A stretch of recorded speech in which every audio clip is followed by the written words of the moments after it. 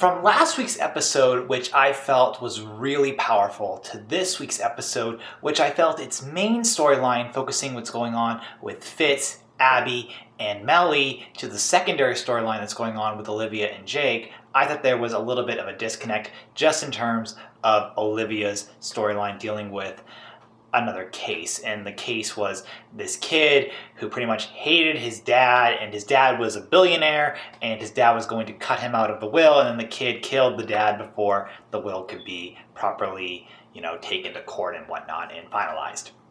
And it was really kind of boring dealing with that. However, aside from the case details itself, the character development we got for Olivia in that particular storyline was very good, because it all accumulates to the end of the episode, where Olivia is asked the question, "Are you the president's mistress?" And she says yes, which happens to also be the title of the episode. So now Olivia, her story is out there. She doesn't want to live in fear anymore. And I'll talk about episode 3 in a bit more detail in the trailer when I do that review of that. Then, with the storyline going on with the White House, I really actually enjoyed all the interactions that Fitz had with Abby, Susan, and Mellie. I particularly enjoyed his interactions with Susan, because Susan said to him, "Well, why are you doing this to us?" And he looked at her like really shocked, thinking he was being asked, like, what is the relationship between Susan and him that is being messed up? And then Susan says, brings it up to the entire spectrum of the United States population, saying, "We didn't want a cheater to come to the White House." And then he replies back, "I'm only human, I fell in love." And Susan goes, "You can't do that." And I thought that was really nice, in the sense of, you're not, when she says you can't do that, she's saying you can't be flawed. And I really liked that she kind of called him out on that. Then I really liked the interactions between Abby and him, specifically towards the end of the episode, when Abby's conversation with him was able to make him snap out of it.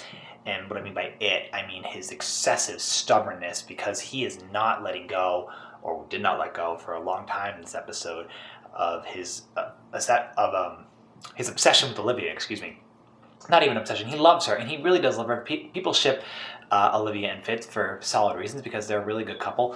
But Fitz acts like a child, which brings in the purpose of Cyrus in this episode. Cyrus gave Abby very specific guidelines, or interesting, God, I'm having difficulty saying.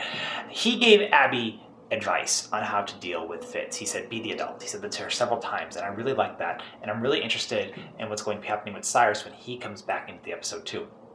Then with Mellie, she has a really horrible relationship with Elizabeth North, and I really liked the fact that it was Elizabeth who leaked the photos to Sally, who in the beginning of the episode drove me insane. I really hate Sally Langston. I hate her character in the show. She's so conservative that it's too much for me. And I didn't like that. But I liked the way that Abby was able to confront Elizabeth at the end of the episode and kind of blackmail her, but kind of not. It was really interesting, just the way that that planned out. Abby was definitely the main character of this episode to me, and I really enjoyed her, because I think she's a really cool character on the show. In seasons like 1, 2, 3, she was a minor character, more or less, and I just really loved the way that she is portrayed here. She's very strong and powerful. Fitz, he kind of bothered me in this episode, because he's so babyish, and it's just how his personality is. He's so used to getting what he wants, and he thought he knew what he wanted, and in the end he sort of got it, because he realized he needs to do what's right for Olivia, and he was going to do that. But then at the end we get that line that Olivia says, "Yes, I am the president's mistress," and it falls back on everything that Fitz was about to do, goes to crap.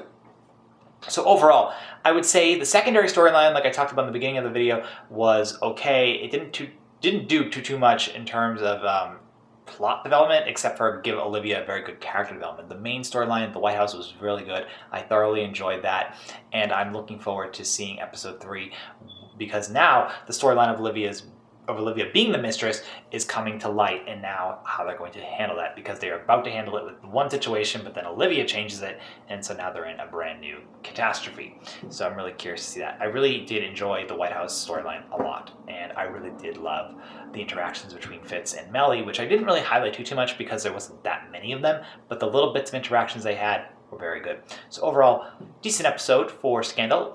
Definitely worked well with following what came before it, and I think that next week will be really, really powerful. So thank you all for watching my review of The Scandal episode 2 of season 5 titled Yes.